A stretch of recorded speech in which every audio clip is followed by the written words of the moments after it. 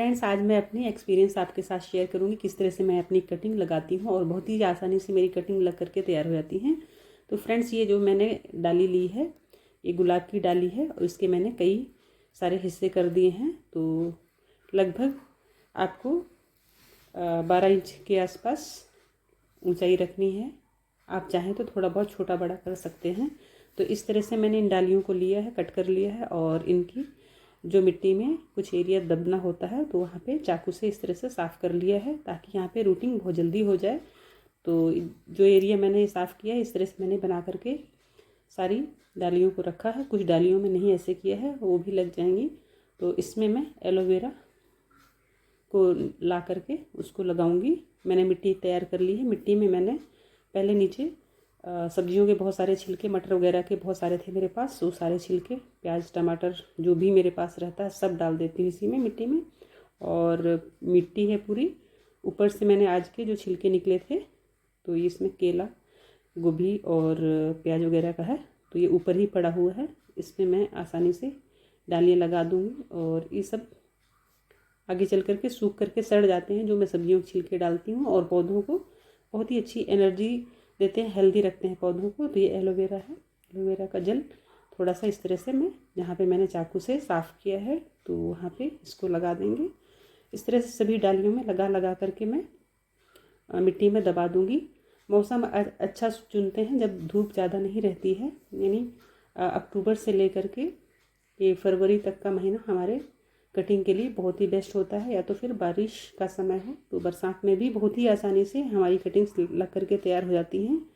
तो इस तरह से मौसम आप चुनें और अगर और भी मौसम में लगा रहे हैं तो उसे कुछ दिनों तक छायादार एरिया में रखना जहाँ की डायरेक्ट सनलाइट नहीं पड़ती है, तो डालियाँ आसानी से लग करके तैयार हो जाती हैं।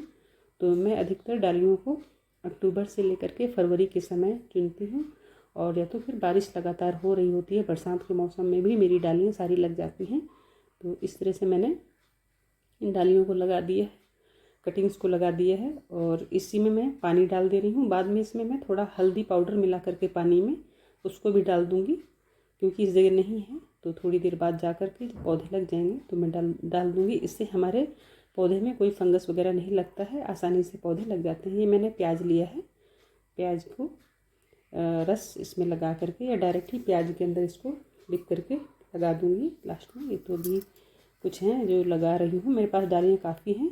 तो मैंने बोरी का ग्रो बैग इस तरह से बनाया है। जब ये इसमें रूट आ जाएगी तो मैं इनको अलग अलग पॉट्स में शिफ्ट करूँगी।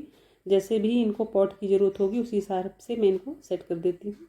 तो अभी मैं इसमें लगा करके रख रही हूँ और ज़रूरत पड़ी तो इसी में ही लगे रहेंगे ये सब।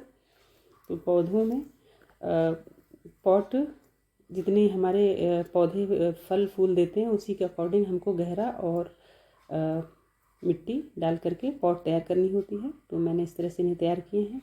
ये एलोवेरा लगा रही हूँ, किसी में प्याज का रस लगाया है।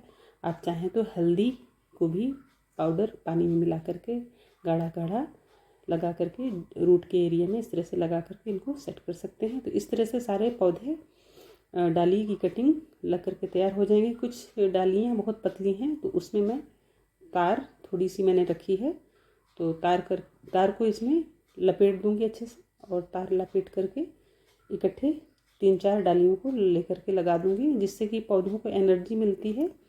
पौधों को भी एनर्जी में कैल्शियम आयरन की ज़रूरत पड़ती है। तो मैं इस तरह से इसमें चौक वगैरह भी डालती रहती हूँ और कुछ पौधों को तार के सहारे इस तरह से लगा देती हूँ। तो मेरे पौधे आसानी से डालियों के साथ लग करके तैयार हो जाते हैं। मेरे यहाँ जितने भी गुलाब की डालियाँ, गुलाब के पौधे लगे हैं सब कटिंग के द्वारा ही मैंने लगाया है। तो ये बहुत ही आसान है लगाना। कुछ दिनों तक इनको ज़्यादा तेज़ धूप में नहीं रखना है। वैसे तो ठंडी के समय में ज़्यादा तेज़ धूप नहीं होती है तो आसानी से सारे पौधे लग करके तैयार हो जाते हैं।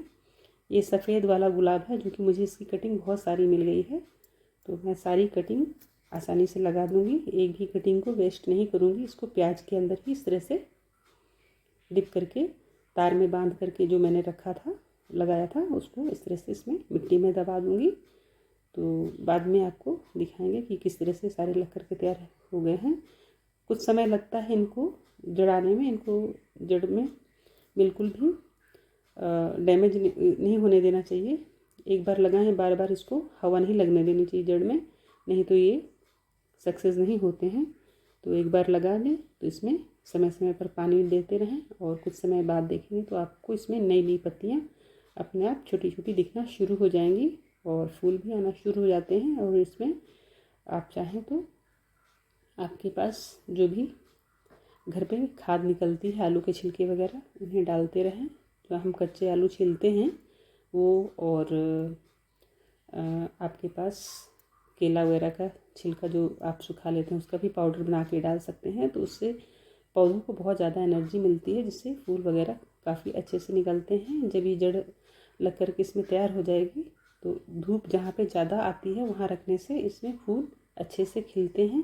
कोई भी फूल वाला पौधा है उसे धूप की बहुत ज़्यादा ज़रूरत होती है। तो फूल वाले पौधों को धूप में रखने से ज़्यादा सारी कलियाँ बनती हैं और फूल तैयार होते हैं। पौधे लगाने के बाद पानी ज़रूर डालें अच्छे से। मैं बाद में इस पर हल्दी घोल करके ज़रूर डाल दूँगी ताकि इसमें कोई फंगी वगैरह फंगस ना लगे और आसानी से मेरे पौधे लग करके तैयार हो जाएं।